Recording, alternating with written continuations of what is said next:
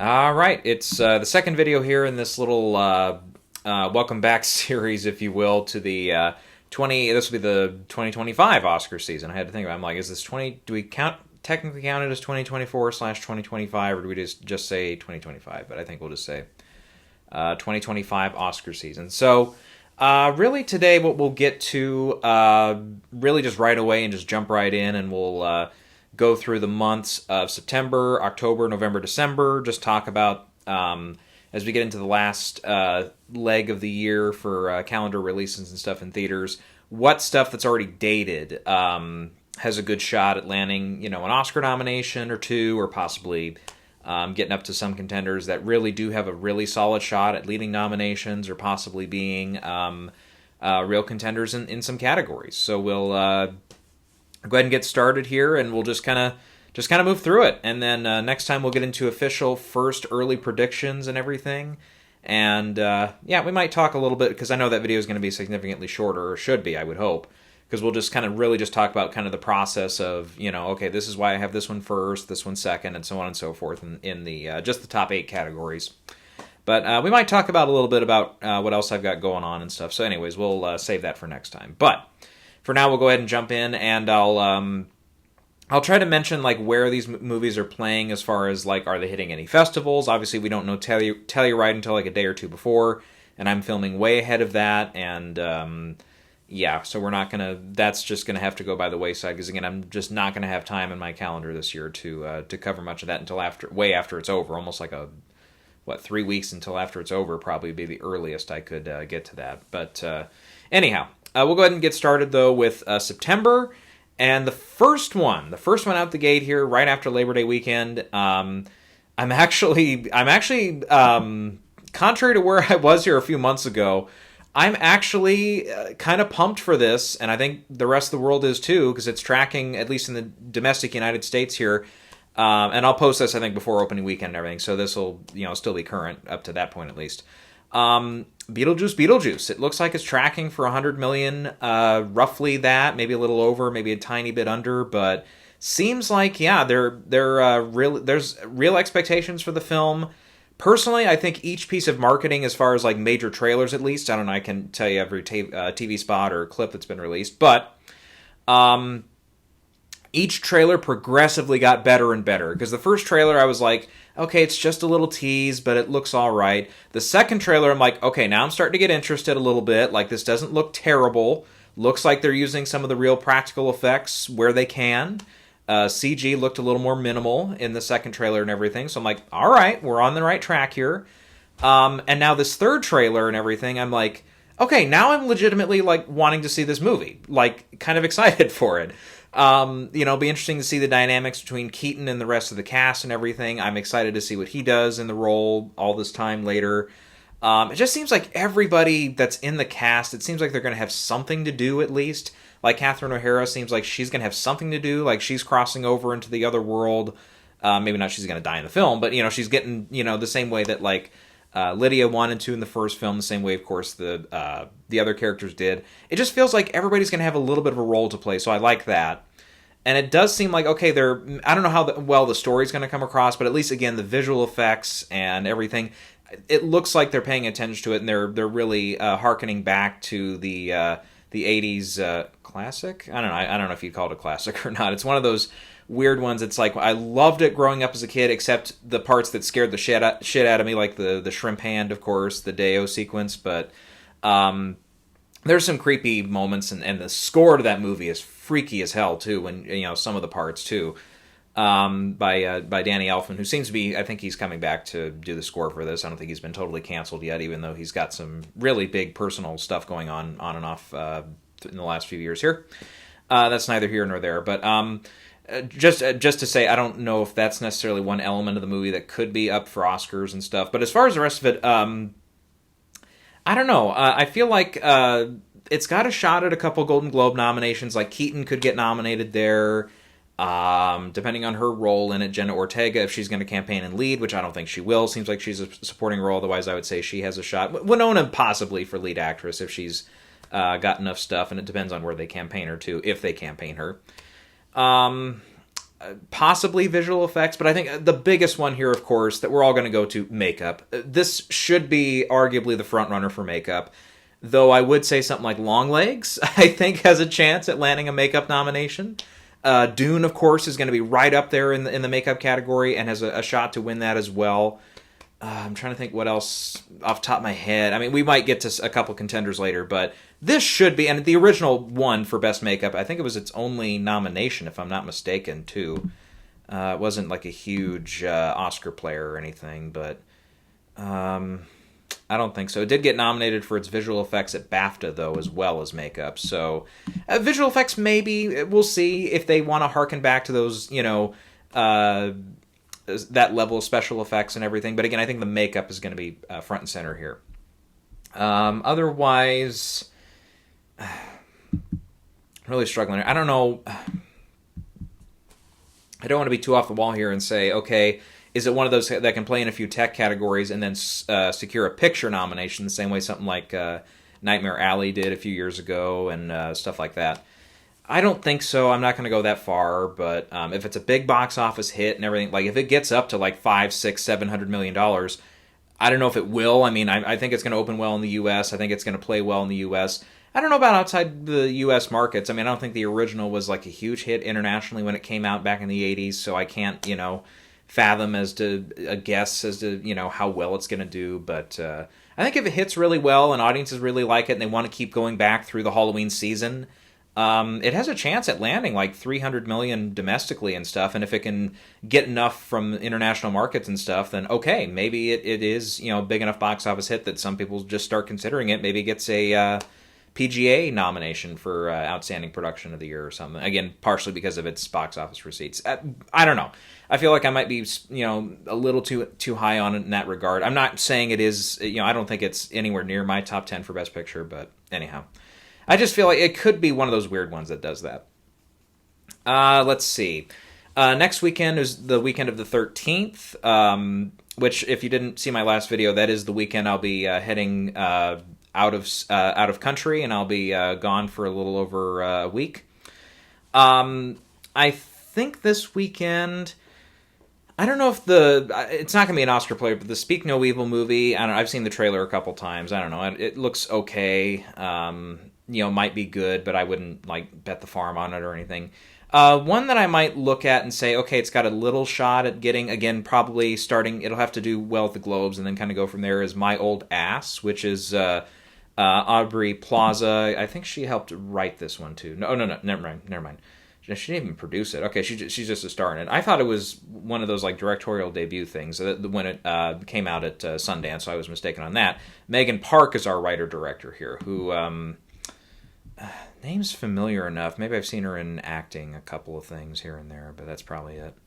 Or maybe a TV show or something she popped up in. But yeah, she hasn't done a whole lot yet for film stuff. I think a couple, something for HBO Max here I see. But anyhow, I did see this the trailer for this here some point this year, but it looks all right. I don't know if it's necessarily a go-to movie for me. Again, I would say, it's got a 93% Rotten Tomatoes score, and everything. So I mean, it's as of the day I'm recording this, at least. But I don't know if that's going to necessarily translate or anything. I mean, it kind of reminds me a little bit, optically wise at least, a little bit like Booksmart, which I remember kind of championing that one a little bit toward the end and feeling like it could get a screenplay nomination early on in the season, and I eventually kind of, even though it end up getting a couple nods and stuff here and there through the season, I just didn't think it was going to be one for the Oscar players. I see a similar fate for this one, where, okay, it might get a couple things here and there, but I just don't see it as a gigantic player. Screenplay, again, if it can get on that Booksmart kind of track, might be its best shot. Then the weekend of the 20th, we have Transformers 1, which is an animated film about the Transformers. A lot of familiar voices in the cast and everything. The animated feature category this year, it's going to be interesting for sure. Inside Out is probably going to be a top, front runner and everything. A few others we'll get to later on here that are coming out in the fall, I think, also land a good shot. So Transformers 1, I would say, is probably in that 6 to 10 range for just that specific category. I don't know if it's going to have any original music or anything behind it, but I don't sense that one, again, as a major player. It could sneak in. It could get like a Globe nomination for animated feature, or maybe a Critics' Choice nomination, and maybe go from there. But it's if it really wows us, okay, then we'll see. But yeah. One more I'll talk about here from this week, or the next one I'll talk about at least from this weekend, is Wolves, which looks like more of a comedy film. It's going to play in select theaters. Will be at the Venice International Film Festival. Actually premieres on September the 1st. I don't see this one as an Oscar player. It just looks like more of a fun movie, like popcorn movie, so I'm going to say no to that one. Let's see here. Let's see. Oh, and I didn't mention off the top there. Beetlejuice. Beetlejuice is the opening film at Venice, so that's actually right before this recording. It's actually the day of the recording. It's actually 2 days away from its premiere, but it will have premiered by the time this posts on YouTube. Anyhow, couple more here in the month of September. One that's coming out on September the 20th as well. I believe it will be in limited release. It was a Sundance player, and that was A Different Man, which is Sebastian Stan. Is really the star of that. Got a lot of really great reviews for his performance there and stuff. I look at this as one that could play for him in lead actor. Again, makeup is a possible one here because it does have to do with I think it's because based off just the story little synopsis here and stuff, looks like it will have something to do with either a deformity or a surgery trying to alter someone's face and stuff. So that could play for makeup. It does look like actually it could also play more so in the comedy categories if we get to the Globes. So. Yeah, Sebastian, I think, especially with that, could be a little bit more of a bigger player in that regard there. Yeah. Then getting into the end of September, the 27th, we see the one film that I don't know if I'm necessarily going to go see it right away, but one I really could see actually playing very well and getting a decent box office return. Actually, critics could be on board for it, is the new DreamWorks film, which is The Wild Robot, which is, after watching the trailer and stuff, it's like, okay, this might be the first DreamWorks movie that's not like a sequel, or anything. I know Shrek 5 is a little bit beyond the horizon, but I'll probably see that when it comes out. But this is probably the first one that I can think of in recent memory where I'm like, okay, that actually looks really, really good. Story looks pretty good and everything. The animation looks really, really solid. I would say, and it is premiering at TIFF. Should be maybe not like the very, very first film, but that premieres there, but should be pretty early in the schedule there and stuff. It looks like it could really make a run at getting the nomination at least, and probably end up being like a solid second or third in the voting and everything. I think Inside Out 2, I think, will be above it and everything, and possibly one other film that we'll get to later, but that one looks really, really solid though. I don't know if it would play for much else. Let's see. I don't know. Maybe it gets like a score nomination or something. I don't know. I mean, the animated films, they really don't, unless it gets screenplay or something, which I don't necessarily anticipate for this film. But other than those two and then maybe picture, it's like animated films they tend, other than the sound category as well, they just don't tend to like compete very well. But that being said, with this film, I think best sound it's not necessarily like out of the question for this one. If it hits really well, I think it would just really depend on like if it can get like a Critics' Choice, BAFTA nominations for best sound, that would really, really help. And then the guilds, of course, when they come along, if they can give it, one or two nominations, then I can see that one actually playing well. Megalopolis is the next one, Megalopolis, if I can actually say the title right, which really, again, the time of this recording, it's really coming off of a pretty, this film has just been hit by controversy after controversy, it seems, because this is like, okay, it's been long delayed, it's been something that Coppola's wanted to do for a long time, he just never got around to it, and then he finally did it, and then we had the onset, like, groping allegations and stuff and all that, which still is a little up in the air, and now, in a brilliant move by Lionsgate, they've decided to fuck around and find out with critic quotes. What happens when you do that? It's idiotic.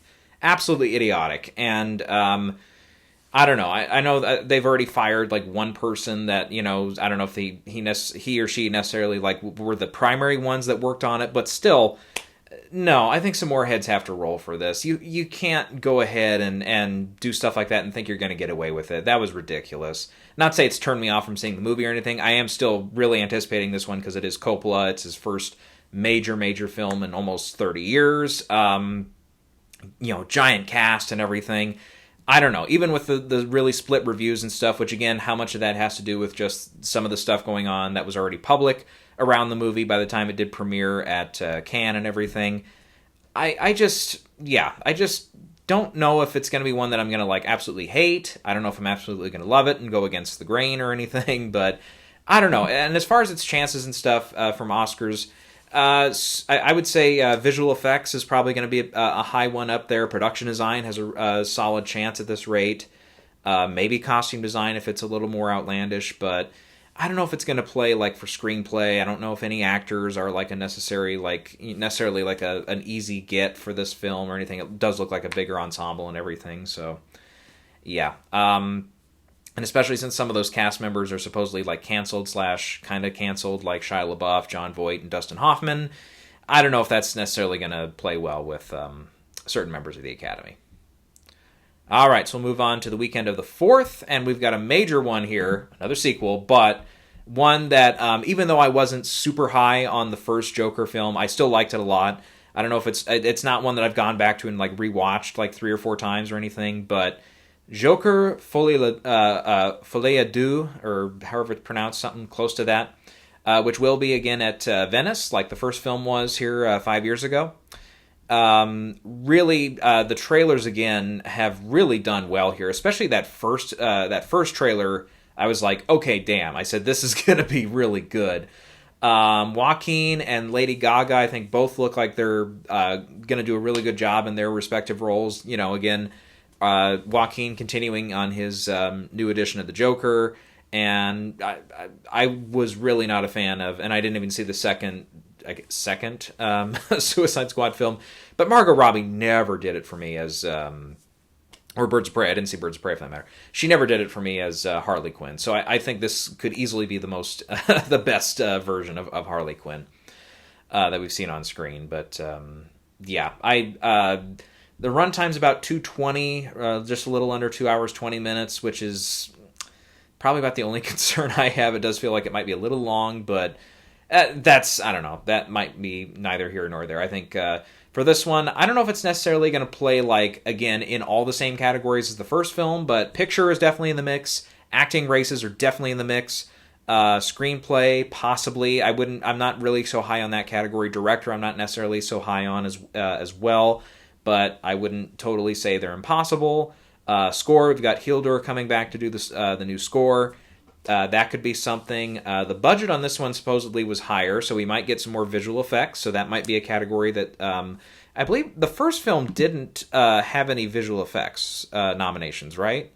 I mean, obviously it had some visual effects in it, but I'm just trying to remember if it got... I don't think it even got nominated for... I think it's one of the few categories it didn't get nominated in was visual effects. Yeah, it missed that one. Otherwise, yeah, a lot of those tech categories like cinematography and stuff. Costumes, it makes much more sense this time around. Harley's going to have definitely a bigger wardrobe than the one suit that Joker had, basically, that got the nomination last time. So, yeah, this one, I don't know if it's lined up to be your most nominated film, but this and Dune are definitely of the higher, more blockbuster fare from Warner Brothers. Those are their two major players for sure. But, yeah, I'm looking forward to this one. I think it's going to do pretty well.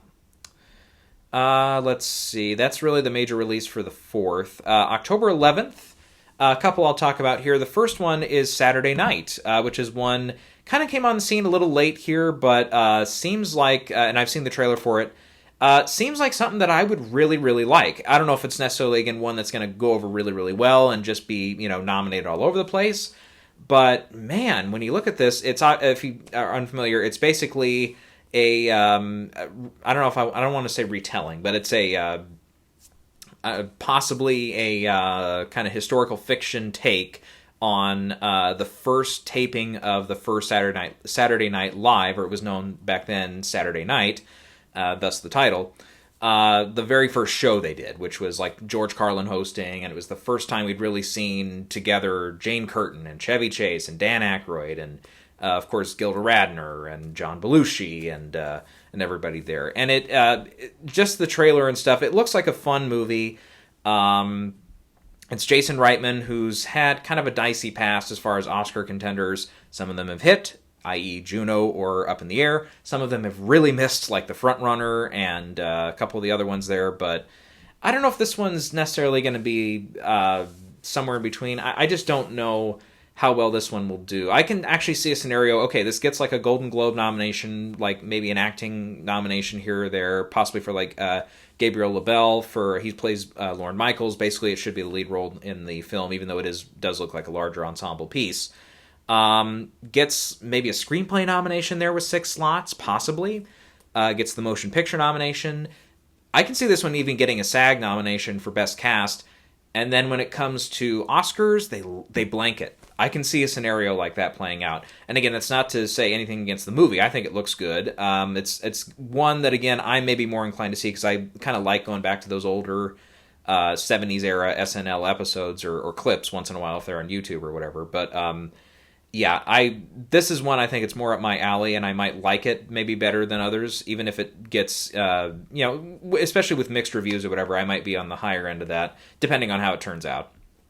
But yeah, that being said, I don't know. I think this one, it's going to be kind of a turkey shoot at the Oscars. I don't know. I can see this one landing screenplay and nothing else. I can see this one possibly even making it into a Best Picture conversation. Screenplay, for sure, seems like one of the early bets, but as in maybe the most likely category could get into. But yeah, I don't know yet about that one.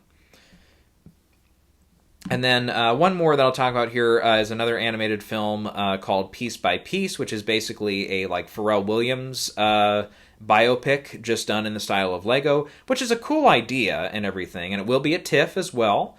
Again, premiering pretty early there. It's, I think, the first week of the ceremony, or of the festival, if you will. That being said, I'm just not very high as far as the Oscar chances. We've seen the first Lego movie, felt like it had all the momentum, gets snubbed. The sequels, more or less, and the spin-offs and stuff didn't get touched by the Academy. So I don't know why this one would break in, even though it does have arguably a more diverse talent group behind it and everything.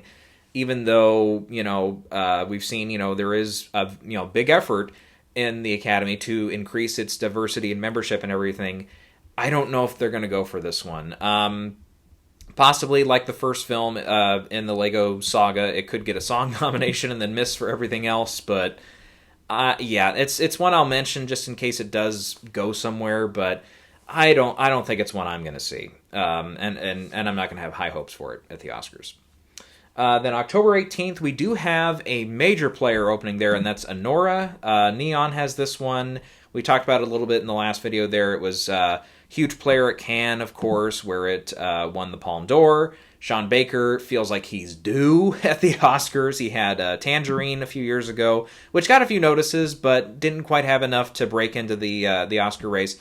And then we had Florida Project, which that year I really, really liked, and I think Willem probably should have won Supporting Actor that year. For his role there. He was tremendous in that film. And the overall film, it's not one I've, again, gone back to and rewatched a bunch of times, but him and... I have to remind myself here, who was the other player there for that film? Oh, geez, I thought she was really, really, really good in it. I need to remember who it was. Yeah, it was Bria... because this was her first movie, I think. Bria Vinette, I can't remember how you pronounce her name, but I thought she was tremendous in her supporting role as the main character's mom. I thought she was really, really good. Anyhow, but in Nora, yep, this looks like Mickey Madison, definitely her first kind of coming out party.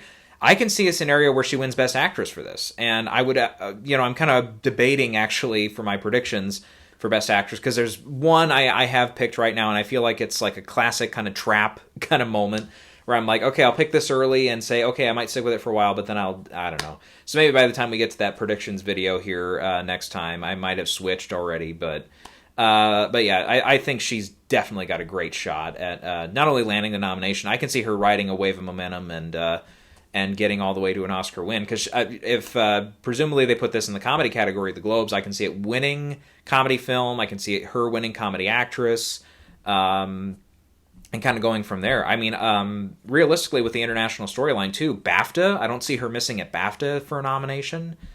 And it could actually do a little better there at BAFTA maybe than it does at, say, like SAG or possibly Critics' Choice, even though I would be, again, I might be a little preemptive in that. It's also going to play at New York Film Festival and Toronto. Again, it's an early player at Toronto, playing on the 7th of September. I'm pretty high on this one. I think it's easily going to be nominated for Best Picture. Best Director, I think, is a really, really solid shot for Sean Baker. He's been one of those kind of directors, those, I don't want to call him an auteur yet. I don't think he's quite there. But with this and maybe one more film, he can get to that level, where it's somebody that once they have a film coming out, the big major film fans kind of can't stop talking about it kind of level. So we'll see. But yeah, I'm high on Nora. Otherwise, we do have Smile 2 opening the same weekend. That'll kill at the box office, I'm sure. It's kind of, really, when you look at it this Halloween season, if you will, there's not a bunch of horror movies opening up. You've got Beetlejuice, which is more of a comedy horror film. And then, unless there's one that I'm totally missing here, you've got Smile 2, and that's it for horror movies, unless you want to count Venom: The Last Dance, which will probably be a horrifying experience if I ever go to see the frickin' thing, which I won't. Really, those are your only two horror movies at the box office. So I think both of those are going to make a boatload of money. Just because, again, horror fans do not have a lot of options this year. Seemingly so, again, unless I'm totally spacing out on one, but we'll see. Next up would be the weekend of the 25th of October, and there's one opening here. I don't know much about it. I haven't heard much about it, but it's called Nickel Boys. Sounds like one that some people are high on. Ingenue Ellis is, she now goes by Ingenue Ellis Taylor, is in it. I actually do think she has a good shot at getting a nomination there, mostly because of the name carryover from being nominated for King Richard here a few years ago, which she was really, really good in too, by the way. But this is like the Dee Gardner, Jeremy Kleiner team is producing this. I don't think Brad Pitt's quite attached to produce this one, but it's his Plan B, basically, I believe, the company there that's helping produce the film. This one, I believe, is going to open at New York Film Festival. So that'll be about a month or so before it comes out. I would imagine in limited release there in late October. But I don't know much about it. It's set in the 60s. And I think it has to do with like race relations in the 60s and stuff. So, it could be a very good story and everything. And it's based on a book by Colson Whitehead.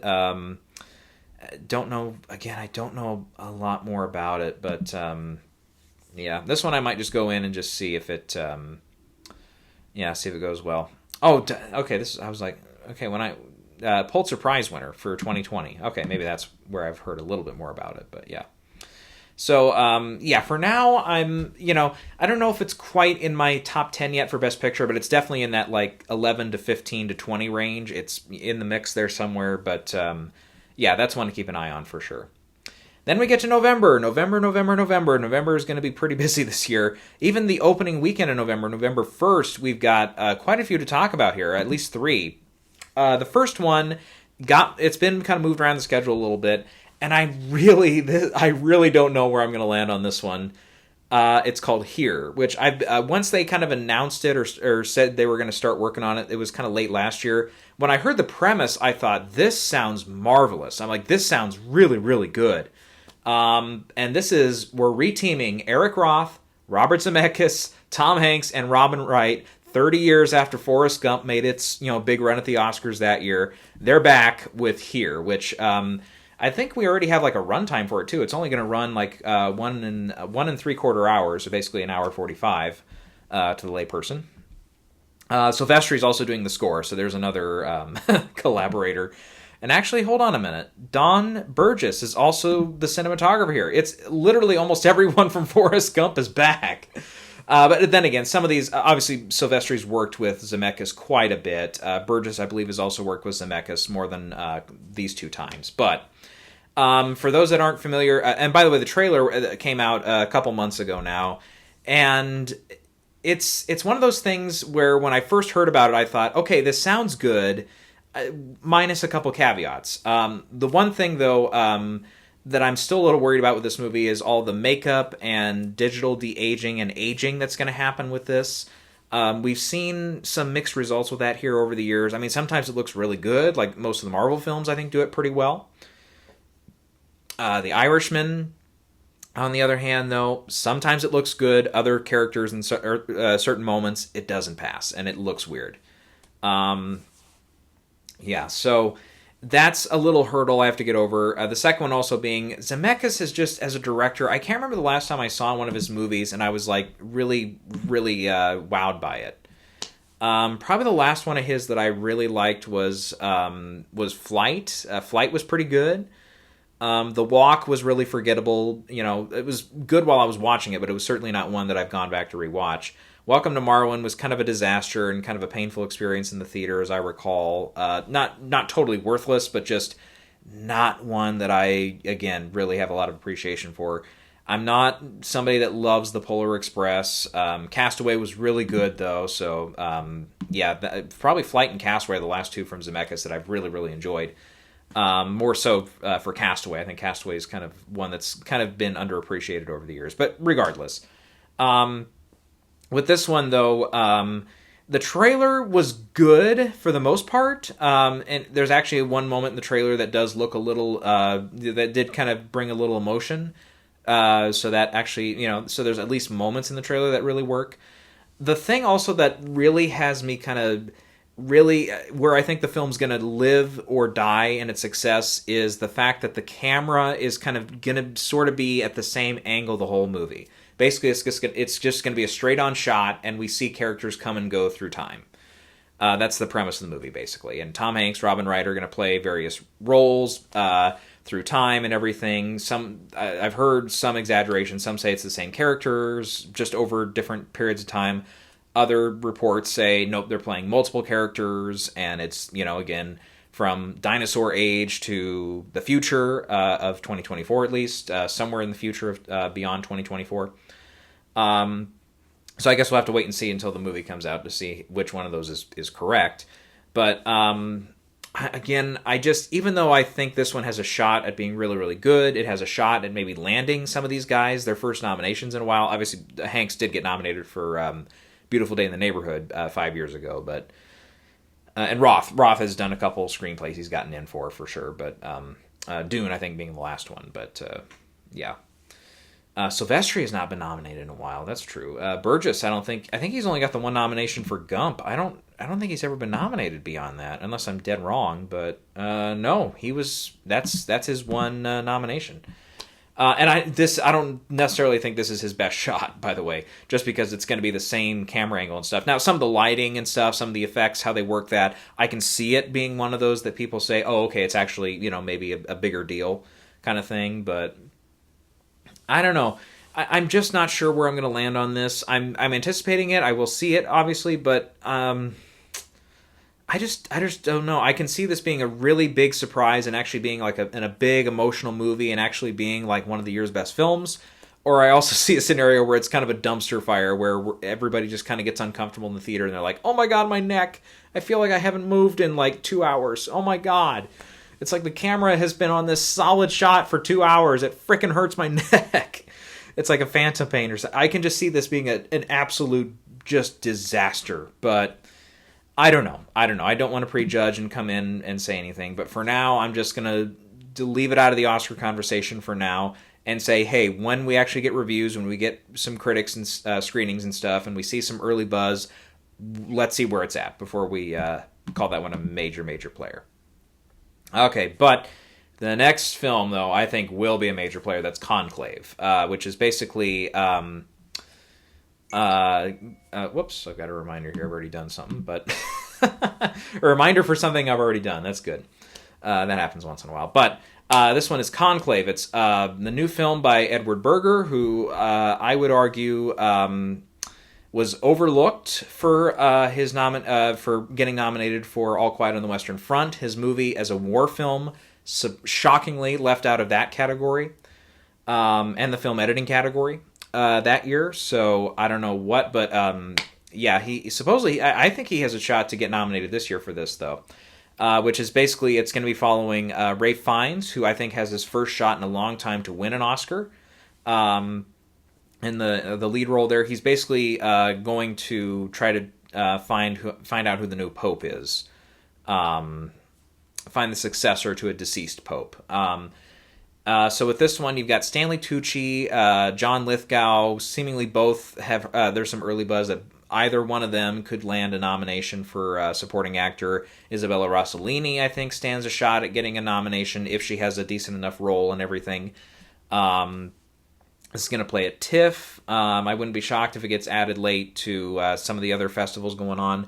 Telluride, I would not be shocked at all if this one pops up, and everything. But I think this is one I'm kind of high on. I think it's a Best Picture contender. It's a director contender. It's an acting contender. Screenplay contender for sure.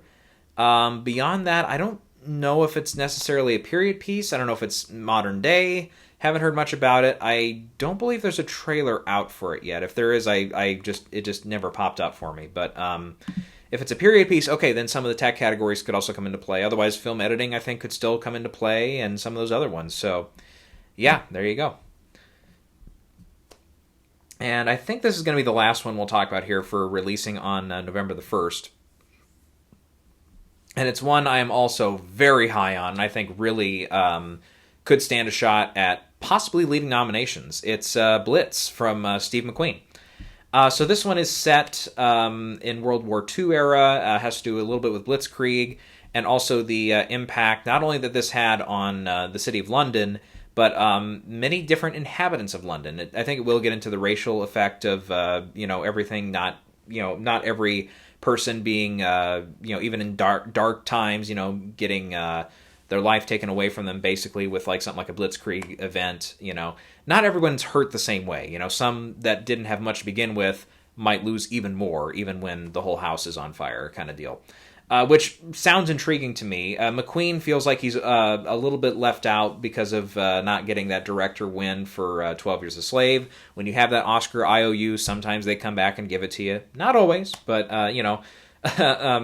Cuarón is still waiting for a Best Picture winner. He's won 2 Oscars, just directing-wise, and he's won a few more for some of the other talents he's done over the years, including, shooting Roma. But yeah, McQueen, I think, does have a little bit of an Oscar IOU for that. It's got a good cast in it with Saoirse Ronan up front. You got Stephen Graham, Harris Dickinson sounds like one that could be an outside contender, possibly for supporting actor. Yeah, it just seems like one that it's going to play very well in the tech categories, I would imagine. I can see editing getting in, possibly even visual effects. Sound category should be an easy get. I can see it. Hans Zimmer's doing the score, so that could be a nomination just waiting to happen. So this one sounds really, really good to me. I think it's going to do really well. I forgot there is one more on November 1st, A Real Pain, which I've seen the trailer for this a couple times. This was a big player at Sundance, did pretty well there. The Waldo Salt Screenwriting Award went to Jesse Eisenberg for helping write this, or he solo wrote this screenplay. Sorry, I thought he had a co-writer on this one, but no.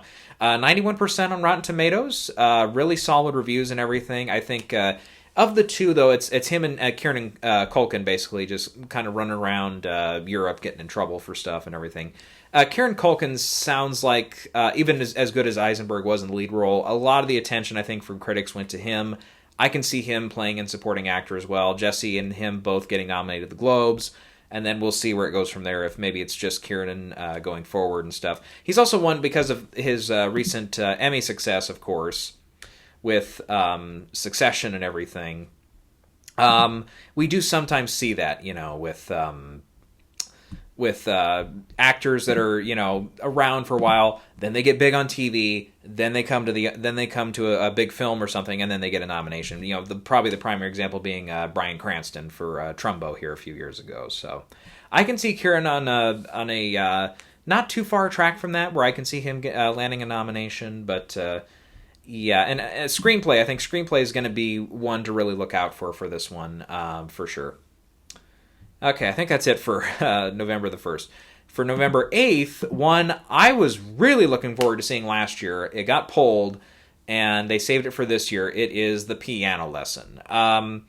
It's another August Wilson adaptation, going to Netflix and everything, but they did have a trailer come out a week before the filming of this video here. So I only saw it the one time, but it looks like a pretty powerful story and everything. I mean, again, Wilson is one of those playwrights. It's like he's got one play after another play after another play, all of which are excellent. You know, he's won plenty of prizes for him and everything over the years, Pulitzers and stuff.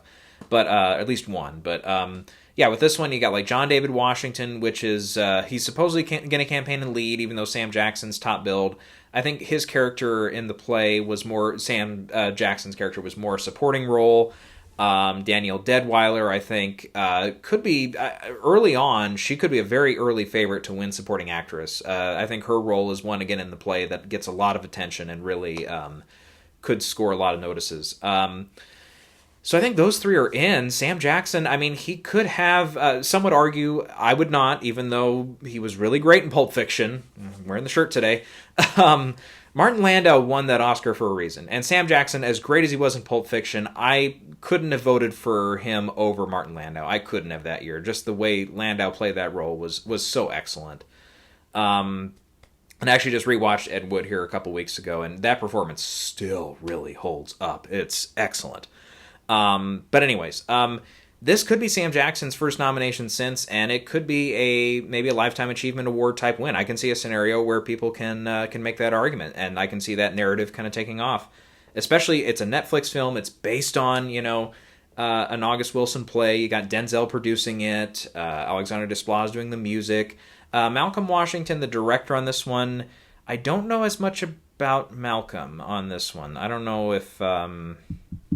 Yeah, it's a directorial debut, so you can always go to like a DGA first-time director nomination would be a good bet there. And I don't know if that's necessarily like a great sign that he will get nominated for Best Director, but if he really wows and if the film really, really wows, then okay, then you kind of take the cap off and it's like, okay, it kind of has no limits here. But this one and I think one other one from Netflix I think will be arguably their biggest players this year. And that other one... Did they have a release date for it yet? And I just missed it.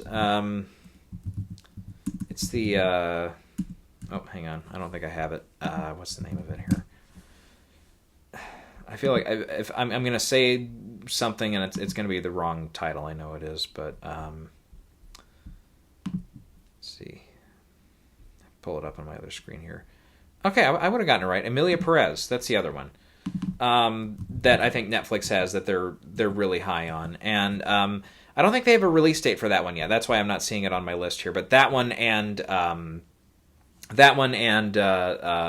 Lesson I think are the two that Netflix I think arguably has the that's going to be their two major chess pieces this year I think. Okay, so I think that's it for November the 8th though.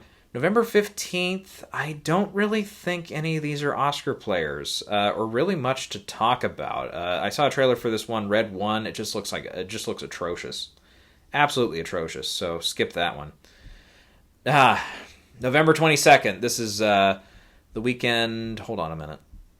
I think this is Thanksgiving weekend, if I'm not mistaken. No. I got it here. November. It's the weekend after. So the weekend before Thanksgiving. Some have already started talking just box office figures wise. What if we see a Barbenheimer sequel, more or less? Wicked and Gladiator 2. What if they both, kind of get that kind of track where it's like, oh, it's popular to see both movies opening weekend and stuff. For Gladiator 2, let me deal with that one first. I've seen the trailer a couple times, and I got to be honest. The first Gladiator is not one that I've gone back and rewatched a bunch. It was on a lot when I was a kid, and I kind of grew up with it and everything. And it's like since then I've just looked back at it, and I know it's a very popular, respected film and everything, but it's just not been one that I've gone back and said it's an absolute classic. So when they said they've been talking on and off for years and years and years about a Gladiator 2, I'm like, it's just never going to happen. And yep, then they put almost 300, supposedly anywhere from 250 to $300 million into this second one. When obviously, if spoiler alert for a 20-plus-year-old movie, but your two main characters more or less died at the end of the film. You only got like maybe one or two surviving cast members coming back for this. I don't know. I just don't know. Like, personally, if I was an executive, I don't think I would have greenlit this. Even with Ridley Scott back, even with the cast they have and everything. Which really, from this movie, Paul Mescal, I don't know. He just doesn't look the part of a gladiator to me. Just in the trailer, he looks small. Now, I might be dead wrong about that. Maybe when we get closer to the movie, we'll see more, more stuff from it, and it'll look right. But for now, he looks small. Now, Russell Crowe, I felt like, in retrospect, and again, this is 20 years ago plus, he filled the screen. From what I remember, he filled the screen. You fucking bought him as a gladiator. Paul Mescal, I do not. Now, maybe part of that, too, is, okay, Paul, we've seen him do a couple movies. He did get an Oscar nomination here a couple years ago. Obviously he's a talented actor, and Russell obviously had talent as well. But with Russell, he had a couple bigger movies up to that point. He felt like a guy that was definitely on the rise, and I get the comparison here with Paul, but I don't know. He just doesn't fill the screen for me. I don't see him as a gladiator, who I would have actually maybe cast in that role, even though it wouldn't have made much sense. Pedro Pascal, though, man, vote for Pedro. I love Pedro. Anything he pops up in, he just makes it instantly better, I think. So he could be one of the reasons, if I end up going to see the movie, he would be one of them, for sure. But no, he looks like he's kind of an antagonistic role and everything, but still. Otherwise, Connie Nielsen is back from the first film, though. Denzel is in this. Denzel, some have argued, okay, maybe he's going to be an Oscar player for this, for supporting actor or something. Possibly. I wouldn't also say someone like Joseph Quinn isn't too far behind in that conversation as well. I know he's been getting a few notices here and there. He was in Quiet Place Day 1 and everything earlier this year. He's going to be in the new Fantastic Four. But, I don't know. I can maybe see him getting in. Now, as far as its Oscar prospects, though, I don't think Best Picture's off the table. Even though I'm not personally maybe anticipating this one as much as a lot of other folks out there, Best Picture is in play. Director for Ridley Scott is in play if it really sells and it really plays well. Those two could easily happen. Paul for Best Actor, possibly. Either Pedro, Denzel, Joseph Quinn, one of those for Supporting Actor is in play. I don't think screenplay's in the conversation, though. Otherwise, you look at like cinematography, editing, especially visual effects, sound. The latter two should definitely be ones that it's up for. Score is going to be possible for sure. Both the design categories, I think, are definitely in play. Makeup is in play. So this could end up possibly being maybe more what I was talking about earlier with Beetlejuice. Could be one that plays really primarily in the tech categories, maybe does land one or two major categories, and then ends up with a Best Picture nomination. So I wouldn't be shocked if we see that fate for Gladiator 2. Now, for Wicked, this one I think will be fun. I would probably see this one first over Gladiator 2, but hey, I wanted to see Oppenheimer first over Barbie last year, so I guess I get the influx of that this year, where the more, I guess, female-centered film is actually the one I would go see first over the more male-centered film, if you want to draw it up that way. But anyhow, Cynthia Erivo and Ariana Grande, I think, star in this one, and really the rest of the cast is full of really recognizable names and stuff, from Jeff Goldblum to Michelle Yeoh to Peter Dinklage, a few others in there, but yeah. I think with this one, I mean, it's been one that I think fans have wanted to see for years. Again, makeup is definitely in play here. Visual effects are definitely in play. I think it will have one or two original songs, so I would look at that for sure, getting a nomination. The thing, though, again, we thought it might hurt Dune a little bit at the time, but it ended up not being a problem, is this is a part 1, part 2 thing, and at least from the marketing and stuff so far, they're not being upfront with their part 1, part 2 thing. They're just kind of calling it Wicked, the same way Dune was just called Dune. Then we finally got to it, and it was like right before it started coming out, they're saying, oh, this is actually part 1. It's going to actually say part 1 in there. So I can see that it's probably going to be the same deal here with Wicked. Now, outside of the music categories and some of those tech categories, costume design, production design, makeup, and everything, I don't know if it's necessarily going to play for a bunch else. I don't see Cynthia getting in for Best Actress or anything like that. The Globes are probably going to love this movie, probably nominate it more than any other awards body out there. But anyhow, that's where I see that one. One more I'll throw in there from the 22nd, just in case it does land a nomination in the animated feature category, is Spellbound. Quite a few familiar voices in this one with Titus Burgess, Nathan Lane, John Lithgow, Javier Bardem, Rachel Zegler leading it with Nicole Kidman also in there. Yeah, I don't know. Klaus has gotten in for Netflix and their animated group and everything as some of their acquisitions or original productions, but I don't know. Again, animated feature is going to be crowded this year, and what comes out the weekend of Thanksgiving, though, or right before Thanksgiving, basically the Wednesday before, is also going to be a major player. That's Moana 2. Moana 2, I think you're looking at definitely animated feature. You're definitely looking at a song nomination. I would imagine there's going to be an original song in there. I don't know if Best Picture is going to be in play, but $1 billion total at the box office is goddamn definitely in play. I would say this for some of the recent Disney stuff. Obviously, Frozen was a huge hit at the time, and the sequel did very, very well, even topped it. Moana is one of those, I think, arguably more so than Frozen. This is a sequel that kids have wanted to see for years. Moana is a character that has stuck around more so than a lot of other Disney film characters in the last few years. Moana has remained almost as popular as, or arguably more popular, than when it first came out 8 years ago. So I think this one, it's not only going to crush the box office, we're talking $1 billion plus. I think this is, Disney should be, unless it comes out and it's just, one that kids just can't do, which I really don't see being the scenario. I think kids are going to want to see this at least a couple times. Very much like Inside Out 2 earlier this summer. I think this is one the kids are going to keep going back to and stuff.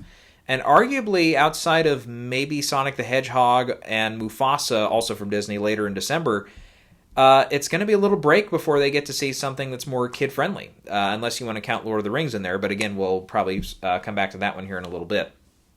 But yeah, Moana 2, maybe a bigger player at the box office than at the Oscars, but it's definitely one that'll get 1 or 2 slots. The next one up, this one is Night Bitch, and it's Marielle Heller. She's back for the first time in a little bit, I feel like, because she kind of had a good, strong little run there for a minute. You had Diary of a Teenage Girl, big critical darling, Can You Ever Forgive Me, which was arguably one of the better films of that year, and then right after that she had Beautiful Day in the Neighborhood, which did kind of come down to earth a little bit more. It was, I believe, her biggest budget to date and everything, and obviously, arguably one of her biggest subject matters, probably almost inarguably her biggest subject matter to the time. Now she's kind of taking a step back with it's been reported as a comedy horror film with Night Bitch, which is a adaptation from a book as well. So here's the thing. Amy Adams is the star, and Amy Adams is one of those perpetual, always a bridesmaid, never a bride at the Oscars. She's been nominated, last count, what's it been, 7 times? I need to remind myself here. Has it been 7? It's been 6. Okay, I was off a little bit. 6 nominations. She's been nominated 6 times, no wins. Always a goose egg for her wins. So, does she get nominated for this again? I would say probably.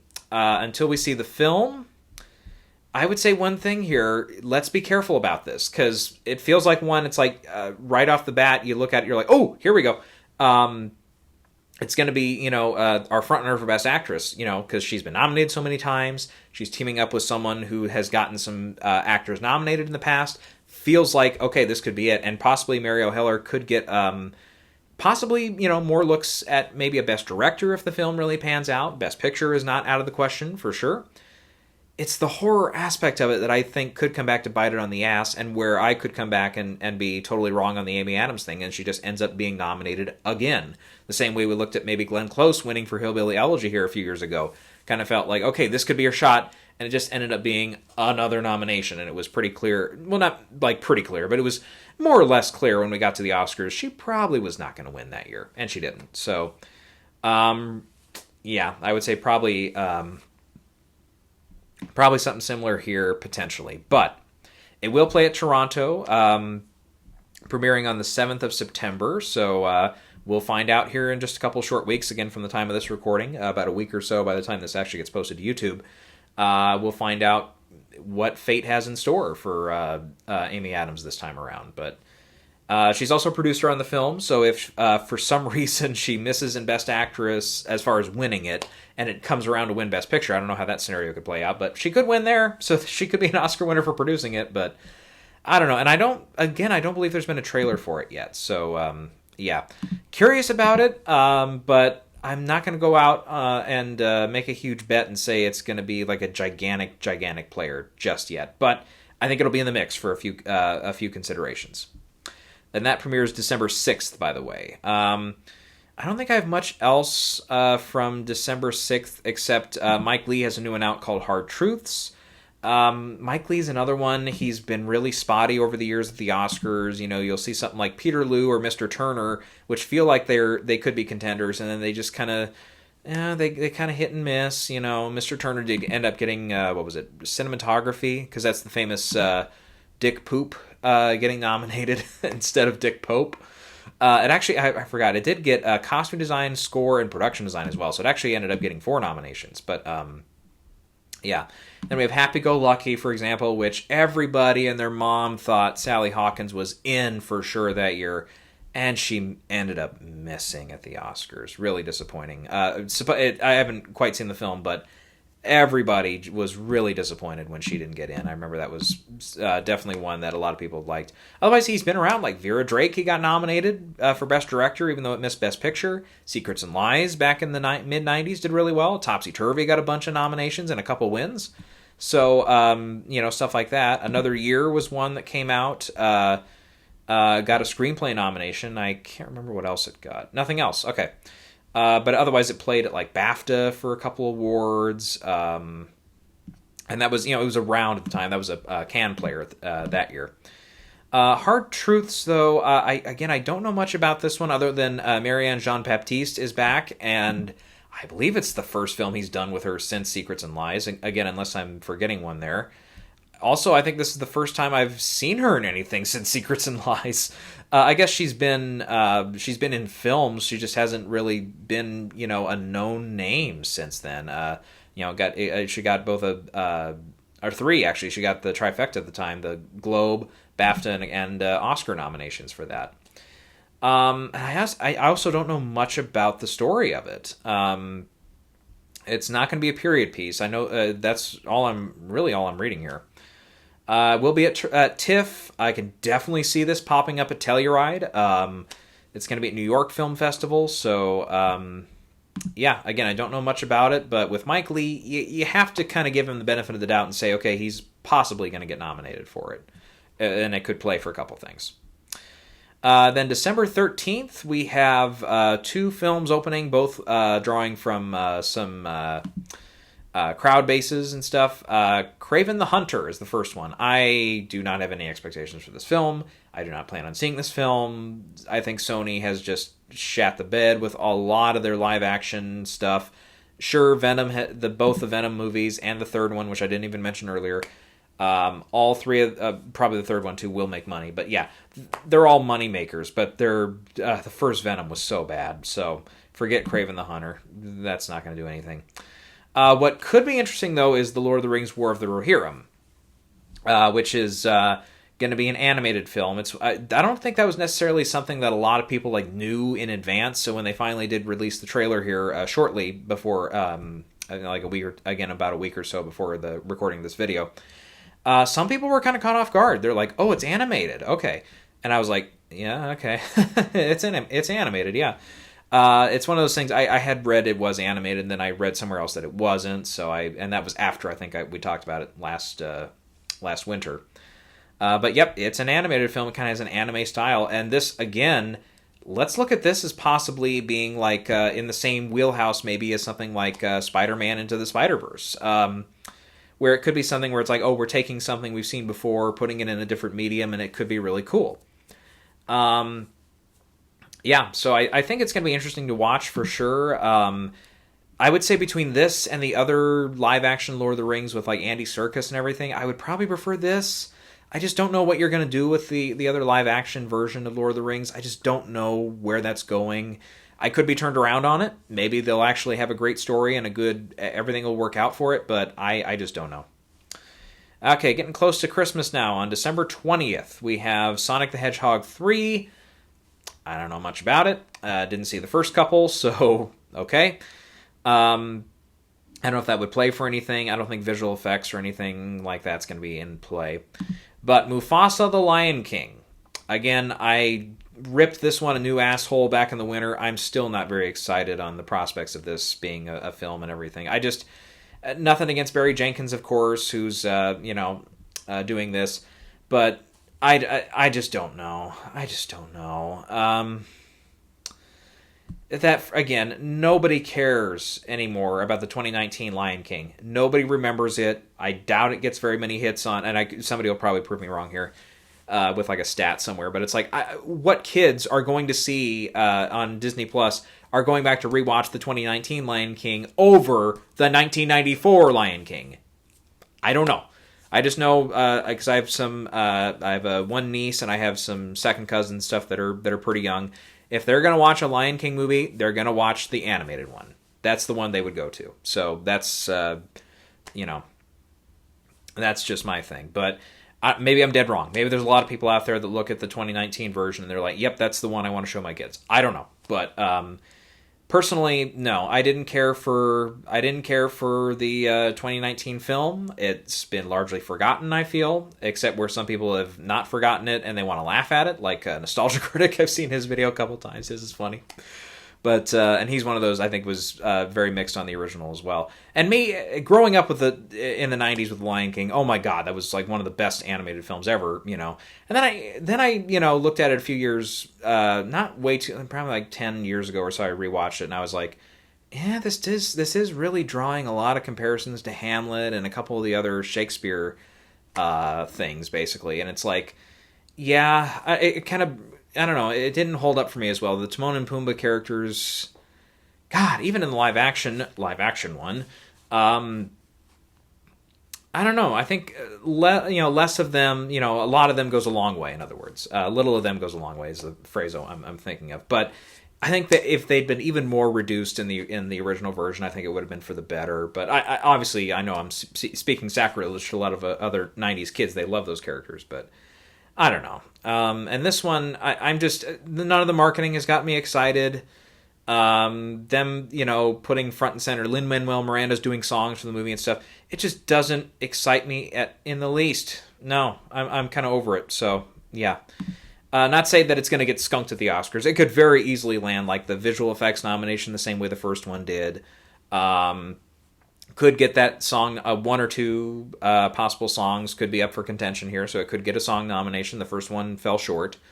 It was Beyonce did the song for the new one, but yeah. Anyhow, so yeah, I'm not gonna have very many high hopes for that one. All right, then we get to Christmas, and two films I think at Christmas that I'm really interested in. One that I've heard of a little bit, but and we'll talk about it a little bit, but I don't know if it's one that I'm going to necessarily be like front and center for, but it's one I'll be curious about once we get a little bit more information on it. First one, though, I think of the Christmas films, this is the first one I would see. It's Robert Eggers' Nosferatu. Man, the trailer was good. Not like great, not like blow my socks off, not like, oh my god, this is going to be one of the best horror films ever, but it looks genuinely like, okay, they want to tell something that harkens back to the original, the silent classic from the 1920s, a over 100-year-old movie now. But also, it looks like, yep, they're going to try a serious take on a vampire, and the fact that they're, at least not at this point, they're not showing Skarsgård as Count Orlok, full out in the marketing and stuff is great. I love that. I hope they leave that a surprise for the film. I really hope they do. Something tells me they will. I mean, we didn't see a lot of, we got some hints at like Black Phillip, for example, in The Witch. We didn't see, I haven't seen the film The Lighthouse, but I've heard of, a couple things that happened in it. We didn't see a lot of the surprises supposedly that pop up in that film. We didn't see it in the marketing. So I'm, with Robert Eggers here and everything, I'm like, I'm hoping it's the same deal. But, yeah, this cast, it's Bill Skarsgård, Nicholas Hoult, Lily Rose Depp, Aaron Taylor Johnson, Emma Corrin, Ralph Ineson, and Willem Dafoe. I mean, it sounds awesome. It sounds awesome. I hope it goes balls to the wall. I hope it's again, like one we've seen earlier this year, Longlegs is one that stuck with me as a kind of horror thriller. I hope Nosferatu is also in that same vein. As far as its Oscar prospects, look out for makeup, possibly some of the design categories. I don't know about any performances or like director picture. No, I wouldn't go that far. But I'm still going to be really, really anticipating this film. I think it's probably in my like top 5 or 6 of the films left out there this year that I'm really curious to see. It's right up there. But one that I could add to that group, though, it sounds really good, and I haven't seen the trailers out for it, I believe, but I just haven't clicked on it. A Complete Unknown. It's the Bob Dylan biopic with Timothée Chalamet, who I think probably will get his second nomination for this. I know we've been for years we've been saying that second nomination's coming. With first it was Beautiful Boy, which looked like it was locked and loaded, it was 100% happening, and then he gets left out Oscar morning. It was like, oh shit. And that's, again, always a classic example of, okay, if you're expected to get that one nomination and nothing else in an acting category, sometimes you fall short. But with this, though, I think it's James Mangold directing it, Jay Cox helping write the screenplay, Phelan Papamichael's doing the cinematography, and that's, he's been nominated a couple times, worked with Mangold a couple times. You've also got Elle Fanning, Edward Norton, Monica Barbaro in the cast, Boyd Holbrook. I thought there was 1 or 2 other names I recognized here, but yeah. It looks like a pretty good cast and everything. I could see this being an outside contender if it plays early enough and stuff, and no problems with SAG, but it can get a couple nominations at SAG. I think this is one that really has a shot at some major plays. And the last one would be The Fire Inside. This is on the calendar, at least. I'll look over a couple things here, make sure there's no... try to get all the ones that we don't have an official date for as well. But The Fire Inside is Rachel Morrison, who was nominated for Mudbound. Arguably should have been nominated for Black Panther as a cinematographer. Her directorial, I believe, debut. Yes, it is her feature debut. Which is based on Clarissa T-Rex Shields, who's a Olympian... boxer? Yes, boxer. It's telling her story. It's Ryan Destiny is playing her. I'm not familiar with her. I don't know if I've seen her in anything, but Barry Jenkins actually wrote the script for this, which is, okay, that's got my attention for sure. Otherwise, you got Judy Greer and Brian Tyree Henry also in the cast here. Will be playing at TIFF, which is another, big plus for the movie and everything. So it's not one, again, I'm going to put front and center as far as like a huge Oscar player, but I would say it's, if it really lands and people really like it, then yeah, that could be one that lands a shot at getting a couple nominations.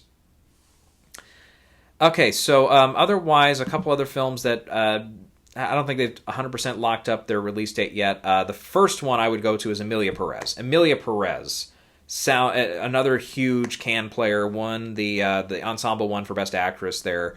It's Netflix's other major player this year. Sounds like it's going to be one that could really do some damage here. Director's in play. A lot of acting nominations are in play. Screenplay is definitely on the table as well. Picture is clearly on the table. So yeah, that's one I've really got an eye on. Let's see here. We've also got The Room Next Door, a new film from Pedro Almodovar. Definitely can't count him out ever. I don't think that one has a release date yet. Tilda Swinton, if I'm not mistaken, is co-starring in that alongside... hang on, wait a minute. Sorry, Room Next Door. I mistyped it. Isn't it Julianne Moore? Yeah, I was going to say. I'm like, I just saw this. Yeah. And then you have John Turturro and Alessandro Nivola also in the film. We'll be playing at Venice. I can see that one definitely popping up at Telluride. And also we'll be screening at TIFF, so that could hit the trifecta. I believe also, the New York Film Festival as well. So that's right. I did read that not too long ago. Sony Pictures Classic has this one. I would say look at, because it's set for release in Spain in October, I would look at November, somewhere in November or early December being a good landing date for this one. But yeah, that one, again, definitely look at screenplay, look at picture, look at some of the acting races, possibly Pedro getting another nomination for Best Director. That could be one to really look out for. We talked a little bit last video about Seed of the Sacred Fig. I think that one also does not have a solid release date yet, but that one, keep an eye out for. And then the other one I think could get a couple slots is Clint Eastwood's Juror Number 2. So that one, I need to make sure I have this right here. This is Warner Brothers, is it not? Yeah, it's. I was going to say, because Eastwood, everything he does is through Warner Brothers. But a good cast in this one as well. You got Nicholas Hoult, Toni Collette, Zoe Dutch, Kiefer Sutherland, Leslie Bibb, J.K. Simmons in the cast there. It does have to do with, obviously, a jury trial and everything.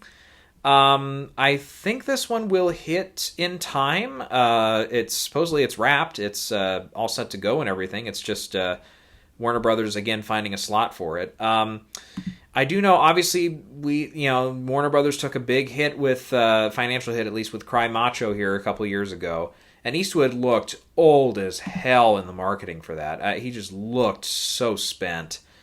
I was just like, oh, okay, he looks like he's like, some of the skin on his face is like starting to dissipate. You can see like his skull coming through. He looked that old in some of the marketing material I saw, which, again, maybe that's not a fault of the actor/director. Maybe it's a fault of the marketing team. But, yeah, with that one, I would look at maybe landing a better shot at getting like a couple SAG notices.